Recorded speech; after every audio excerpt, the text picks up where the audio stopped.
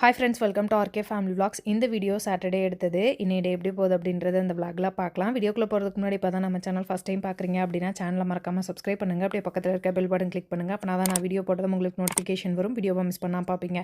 வாங்க இப்போ விளாகை கண்டினியூ பண்ணலாம். டெய்லி 4:45 எந்திரிக்கணும்னு நினச்சேன். சாட்டர்டே பிள்ளைங்களுக்கு ஸ்கூல் லீவு அப்படின்றனால கொஞ்சம் லேட்டாக எந்திரிக்கலாம் அப்படின்ட்டு 6:30 போல் எந்திரிச்சேன். எந்திரிச்சதும் பிள்ளைங்களுக்கு ஏபிசி மில்க் ஆற்றி கொடுத்தேன். குடிச்சிட்டு பிள்ளைங்க டிவி பார்த்துட்டு இருக்காங்க. கையோட சமையல் வேலையை முடிச்சிடலாம் அப்படின்ட்டு சமைச்சிட்ருக்கேன். ஒரு அடுப்பில் சாதம் கொதிச்சிட்ருக்கு. இன்னொரு அடுப்பில் இன்றைக்கி கொள்ளுப்பருப்பு கடையலாம் அப்படின்ட்டு கொள்ளை வறுத்துட்ருக்கேன். கொள்ளை வறுத்து நம்ம கடையும் போது நல்லா டேஸ்ட்டாக இருக்கும். மொதல் நாள் நைட்டே ஊற வச்சு அடுத்த நாள் வேக வச்சு கடையிறதா இருந்தாலும் பண்ணலாம். அதுவும் நல்லாயிருக்கும். 1-1.5 மணி நேரத்தில் சமையல் வேலையை முடிச்சுட்டேன். சாதம் இன்றைக்கி முட்டைக்கோஸ் பொரியல் பண்ணேன். கூடவே கொள்ளுப்பருப்பு கடையிலும் இருக்குது. காலையில் பிரேக்ஃபாஸ்ட்டுக்கு சட்னியும் தோசையும் தான் ஊற்றினேன். பிரேக்ஃபாஸ்ட் ரெடி பண்ணி கொடுத்துட்டு நம்ம போய் ஒர்க் அவுட் பண்ணலாம் அப்படின்ட்டு வந்தேன். ஒர்க் அவுட் பண்ணலாமா வாக்கிங் போகலாமான்னு யோசிச்சுட்டே இருந்துட்டு சரி ஓகே டயர்டாக இருக்குது, நம்ம வாக்கிங் மட்டும் போகலாம் அப்படின்னு சொல்லிட்டு ஒரு 20 மினிட்ஸ் வாக்கிங் போனேன். இப்போ ரீசெண்டாக ஒரு வீடியோ போட்டிருந்தேன் ஃபேஸ்புக்கில். என்னோடய ஃபோட்டோவை மார்ஃபிங் பண்ணி ஒரு ஃபேக் ஐடியில் போட்டிருந்தாங்க. அது சைபர் கிரைமில் கம்ப்ளைண்ட் பண்ணி அவங்கள தூக்கி உள்ளே வச்சாச்சு அப்படின்னு சொல்லி போட்டிருந்தேன். நிறைய பேர் சூப்பர் தைரியமான முடிவு அப்படின்னு சொல்லியிருந்தாங்க. ஹாப்பியாக இருந்தது. பட் ஆனால் அந்த போஸ்ட்டை பார்த்த அன்னைக்கு எனக்கு ரொம்ப கஷ்டமாக இருந்தது. ஒரு 2-3 நாள் என்னால் எதுவுமே பண்ண முடியல. போலீஸ் கம்ப்ளைண்ட் கொடுத்தாலுமே கொடுத்துட்டு 4-5 நாள் நான் வீட்டை விட்டு வெளியே போகலை. அவ்வளோ கஷ்டமாக இருந்தது. அழுதுகிட்டே இருந்தேன். Already work pressure, health issue அப்படின்னு சரியாக வீடியோ போடாமல் இருந்தேன். அந்த போஸ்ட் பார்த்ததுக்கப்புறம் சுத்தமாக வீடியோ போடுறத அவாய்ட் பண்ணேன். கமல் தான் ரொம்ப தைரியம் சொன்னாங்க. யாரோ பண்ண தப்புக்கு நீ என்ன பண்ணுவ அப்படின்னு. கமல் மட்டும் இல்லாமல் என்னை சுற்றி இருந்த friends, family, Rajesh kitchen customers, followers, நீங்கள் எல்லாருமே எனக்கு ரொம்ப ஆறுதலாக இருந்தீங்க. ஸோ உங்களால தான் என்னால் வெளியவே வர முடிஞ்சது. யாரோ பண்ண தப்புக்கு நான் ஏன் மூலையில் உட்காந்து அழுகணும்? நான் தைரியமாக வெளியே தப்பு பண்ணவங்கள அழுக வைக்கணும் அப்படின்னு நினச்சேன். நம்ம இந்த மாதிரி பண்ணால் இவங்கெல்லாம் என்ன பண்ணிடுவாங்க, மிஞ்சி மிஞ்சி போனால் ரிப்போர்ட் அடிப்பாங்க, வேறு என்ன பண்ணுவாங்க அப்படின்ற தைரியம் தான் இவங்களை இந்த மாதிரிலாம் பண்ண வைக்கிது. தைரியமாக போலீஸ் ஸ்டேஷனில் போய் கம்ப்ளைண்ட் பண்ணணும், அவங்கள தூக்கி உள்ளே வைக்கணும். இந்த மாதிரி 10 பேரை பண்ணோம்னா ஆட்டோமேட்டிக்காக மற்றவங்க திருந்துவாங்க. இந்த மாதிரி ஏதாவது பிரச்சனை நடந்துச்சுன்னா மோஸ்ட்லி நிறைய ஃபேமிலியில் என்ன சொல்கிறாங்க, நீயே சோஷியல் மீடியாவில் இருக்க, சோஷியல் மீடியாவிலேருந்து வெளியே வா, எல்லாம் சரியாயிரும் அப்படின்னு சொல்கிறாங்க. என் ஃபேமிலியில் இருக்கவங்கலாம் சப்போர்ட்டிவாக இருக்காங்க. இந்த மாதிரி கமெண்ட்ஸ் எனக்கு மற்றவங்க கிட்டேருந்து வந்தது. ஏன் பொண்ணுங்க சோஷியல் மீடியாவில் இருக்கக்கூடாதா? அவங்களோட ஃபோட்டோ போடுறதுக்கு கூடவா அவங்களுக்கு உரிமை இல்லை? உண்மையிலே நான் ரொம்ப கொடுத்து வச்சவ. அந்த மாதிரி ஒரு சுச்சுவேஷனில் கமலும் சரி, என் ஃபேமிலியில் இருந்தவங்களும் சரி, ஃப்ரெண்ட்ஸும் சரி, என்னோடய மைண்ட் செட் எப்படி இருக்கும் அப்படின்றத புரிஞ்சு எனக்கு ரொம்ப ஆறுதலாக இருந்தாங்க. இந்த மாதிரி ஒரு விஷயம் நடந்ததுன்னா ஃபேமிலியில் இருக்கவங்க சப்போர்ட்டிவாக இருக்கணும். அப்போனா தான் அவங்களால தைரியமாக வெளியே வர முடியும். ஓகே, நம்ம விளாக்குள்ளே வருவோம். மதியம் லஞ்சை முடிச்சுட்டு தான் நாங்கள் வீட்டில் இருந்தே கிளம்புனோம். கடைக்கு போயிட்டு கடையில் கொஞ்சம் நேரம் இருந்துட்டு திண்டுக்கல் பேரண்டிங் கிளப்பில் இருந்து ஹாலோவின் பார்ட்டி அரேஞ்ச் பண்ணியிருந்தாங்க. கையல் கண்மணிக்கு ரெஜிஸ்டர் பண்ணியிருந்தேன். சரி அவங்கள கொண்டு போய் விட்டுட்டு வரலாம் அப்படின்னு சொல்லி அவங்கள கூப்பிட்டு போனேன்.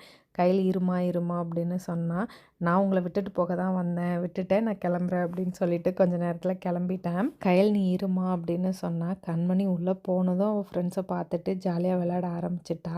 நானும் டிபிசியில் ஒரு மெம்பர் என்னையும் இருக்க சொன்னாங்க.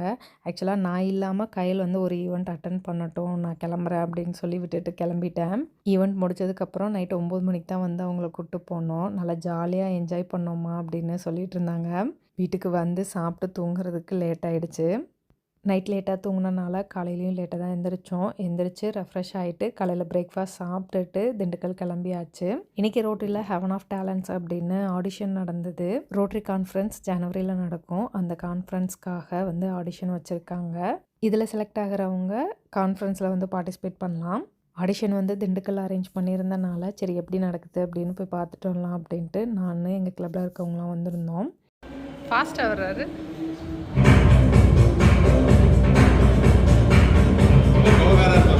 ஆமா,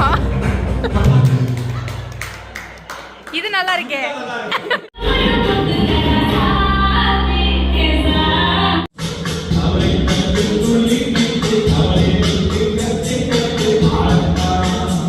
சண்டே ஆஃப்டர்நூன் வரைக்குமே ஆடிஷன்லேயே போயிடுச்சு. நல்லா ஜாலியாக இருந்தது. ஃப்ரெண்ட்ஸோடு சேர்ந்து லஞ்சை சாப்பிட்டுட்டு அதுக்கப்புறமா கடைக்கு போயிட்டேன். கமல் கார் சர்வீஸ்க்கு விட்டுருந்தாங்க. கார் வந்ததும் வீட்டுக்கு போகலாம் அப்படின்னு சொன்னனால கொஞ்சம் நேரம் வெயிட் பண்ணிவிட்டு ஈவினிங்க்கு மேலே தான் வந்தோம். இந்த வீடியோ மண்டே எடுத்தது. இன்றைக்கி 4:45 எந்திரிச்சே ஆகணும் அப்படின்னு நினச்சி 4:45 எந்திரிச்சிட்டேன். எந்திரிச்சு வெளியே வந்தேன். லைட் லைட்டாக குளிருச்சு. இந்த வருஷம் எங்கள் ஊர் சைடு சரியாகவே மழை இல்லை அப்படின்னு நினைக்கிறேன். பனி விழுக ஆரம்பிச்சிருச்சு. 4:45க்கு எந்திரிச்சு ரிலாக்ஸாக அப்படியே ரெஃப்ரெஷ் ஆகிட்டு ஒர்க் அவுட் பண்ணிகிட்ருக்கேன். ஒரு 2 நாள் சுத்தமாக ஒர்க் அவுட்டு வாக்கிங் எதுவுமே பண்ணல. ஒரு 2 நாள் வந்து வாக்கிங் மட்டும் போனேன்.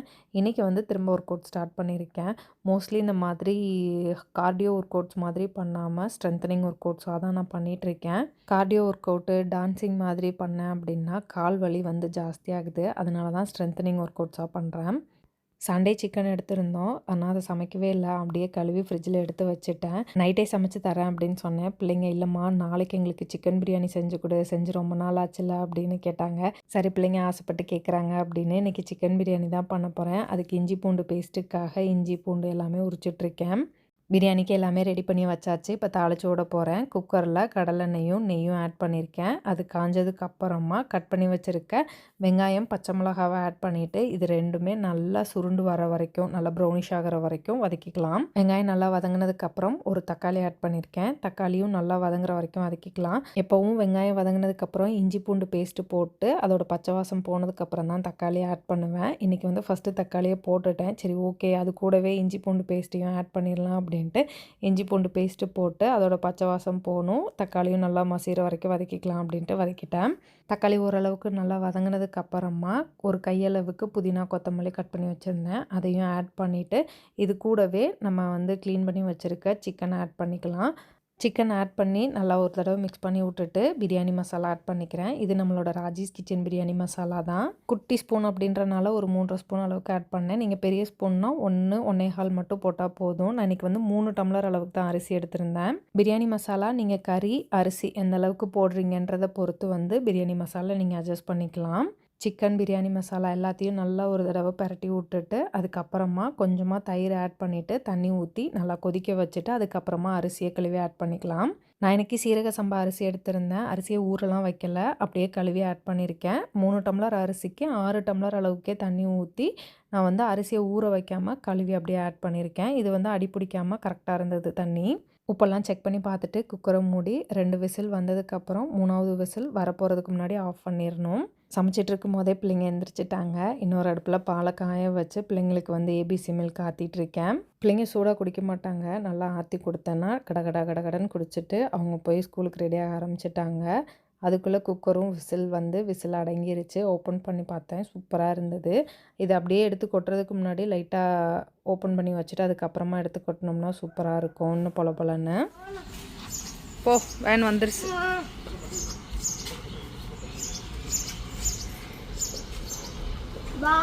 பாய்.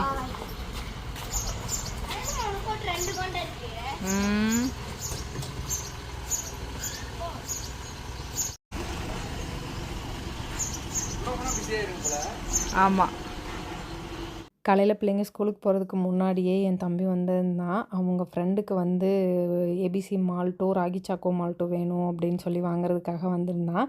வந்து வாங்கிட்டு கிளம்பிட்டான். பிள்ளைங்க ஸ்கூலுக்கு கிளம்புனதுக்கப்புறம் எங்களுக்கு பிரேக்ஃபாஸ்ட் வந்து ரெடி பண்ணிகிட்ருக்கேன். பிரேக்ஃபாஸ்ட்டுக்கு சோயா சங்க்ஸை வந்து சுடுதண்ணியில் போட்டு லைட்டாக கொதிக்க வச்சுட்டு அந்த தண்ணி எல்லாத்தையுமே கழுவிட்டு நல்லா புழிஞ்சு எடுத்து வச்சுருக்கேன். இப்போ இதை ஒரு மிக்ஸி ஜாருக்கு மாற்றிட்டு நல்லா அரைச்சி எடுத்துக்க போகிறேன். இன்றைக்கி சோயா சங்க்ஸு ராகி மாவு வச்சு ரொட்டி மாதிரி ரெடி பண்ண போகிறேன். ரொட்டி, அடை எப்படி வேணாலும் சொல்லலாம். சோயா சங்க்ஸு உங்களுக்கு எப்படி வேணுமோ அந்த மாதிரி அரைச்சிக்கலாம். தண்ணி ஊற்றி நல்லா வலுவலுன்னு அரைக்கிறதா இருந்தாலும் அரைச்சிக்கலாம். இல்லை இந்த மாதிரி தண்ணி இல்லாமல் கொரன்னு அரைச்சி எடுக்கிறதா இருந்தாலும் எடுத்துக்கலாம். இப்போ சோயா சங்க்ஸை ஒரு கடாய்க்கு மாற்றிட்டு அது கூட நான் துருவி வச்சுருக்க கேரட்டு, கட் பண்ணி வச்சுருக்க முட்டைக்கோஸு, வெங்காயம், தக்காளி இது எல்லாத்தையுமே ஆட் பண்ணிக்கிறேன். சோயா சங்க்ஸு, வெஜிடபிள்ஸ் அது கூடவே ராகி போட்டு நல்லா ஹெல்தியான ஒரு பிரேக்ஃபாஸ்ட்டாக எனக்கு செஞ்சிட்ருக்கேன். இப்போது இது கூடவே ஸ்ப்ரவுட்டட் ராகி மாவு நமக்கு தேவையான அளவு எடுத்துக்கலாம். நான் ஒரு 4 ஸ்பூன் அளவுக்கு மாவு எடுத்துக்கிறேன். நான் இன்றைக்கி ராகி மாவு எடுத்திருக்கேன். இதுக்கு பதிலாக கம்பு மாவு எடுத்துக்கலாம், இல்லாட்டி கடலை மாவு கூட நம்ம வந்து யூஸ் பண்ணிக்கலாம். ராகி மாவு 4 ஸ்பூன் தான் கிடையாது, உங்களுக்கு எந்த அளவுக்கு தேவைப்படுதோ அந்த மாதிரி கூட நீங்கள் ஆட் பண்ணிக்கலாம். நான் வந்து எக்ஸ்ட்ரா கொஞ்சம் தேவைப்பட்டுச்சு அப்படின்னு இன்னும் 2 ஸ்பூன் போட்டேன். தண்ணி ஊற்றி ரொம்பவும் கெட்டியாக இல்லாமல் ரொம்பவும் தண்ணியாக இல்லாமல் இந்த மாதிரி மிக்ஸ் பண்ணி எடுத்து வச்சுக்கலாம். இப்போ கல் நல்லா சூடு ஏறினதுக்கப்புறம் லைட்டாக எண்ணெய் தேய்ச்சிட்டு நம்ம வந்து பிசைஞ்சு வச்சுருக்க மாவில் கொஞ்சமாக எடுத்து தோசைக்கல்ல அப்படியே தட்டி விட்டு நம்ம வந்து 2 பக்கமும் வேக வச்சு எடுத்தோம்னா டேஸ்ட்டு செமையாக இருக்கும். இதுக்கு மேலே நான் கொஞ்சமாக நெய் ஆட் பண்ணிக்கிறேன். நெய் வேணாம்னு நினச்சிங்கன்னா எண்ணெய் கூட ஆட் பண்ணிக்கலாம், இல்லை அதுவும் வேணாம்னு நினச்சாலும் விட்டுறலாம். இந்த மாதிரி கெட்டியா தான் மிக்ஸ் பண்ணணுமா அப்படின்னு கேட்டா அப்படிலாம் கிடையாது. நீங்க தோசை ஊத்துற மாதிரி தோசை மாவு பதத்துக்கு கூட மிக்ஸ் பண்ணி நீங்க ரெடி பண்ணலாம். ராகி மாவுல எப்பவுமே கூழ் மாதிரி தான் செஞ்சு சாப்பிடணும் அப்படின்னு கிடையாது. இந்த மாதிரி ரொம்ப ரொம்ப ஹெல்த்தியாவும் நம்ம வந்து சப்பாத்தி, தோசை மாதிரி கூட ரெடி பண்ணி சாப்பிடலாம். இதில புரோட்டீன், ஃபைபர், அயர்ன் அந்த மாதிரி எல்லா சத்துக்களும் இருக்க மாதிரி இருக்கும். கண்டிப்பா ஒரு தடவ ட்ரை பண்ணி பாருங்க. டேஸ்ட்டு சூப்பரா இருந்தது. இது கூட வந்து காரசாரமா சட்னி வச்சு சாப்பிட்டோம்னா அல்டிமேட்டா இருக்கும். தயிர் கூட வச்சு சாப்பிடலாம். அதுவுமே சூப்பரா இருந்தது. 2 சாப்பிட்டாலே வயிறு வந்து ஃபில்லிங்கா இருக்கும். ரொம்ப நேரத்துக்கு பசி தாங்கும். நீங்களும் ஒரு தடவ ட்ரை பண்ணி பாருங்க. உங்களுக்கு இதோட டேஸ்ட் பிடிச்சிருந்ததா அப்படின்றத கமெண்ட்ல சொல்லுங்க. காலையில பிரேக்ஃபாஸ்ட் சாப்பிட்டுட்டு மதியம் லஞ்ச் பேக் பண்ணிட்டு கடைக்கு கிளம்பிட்டோம். அவ்வளோதான். இந்த விளாக் இதோட முடிஞ்சது. இந்த வீடியோ உங்களுக்கு பிடிச்சிருக்கும்னு நம்புறேன். பிடிச்சிருந்தா லைக் பண்ணுங்க. மறக்காம சேனலை சப்ஸ்கிரைப் பண்ணுங்க. அடுத்த வீடியோல பார்க்கலாம். அதுவரைக்கும் பாய்.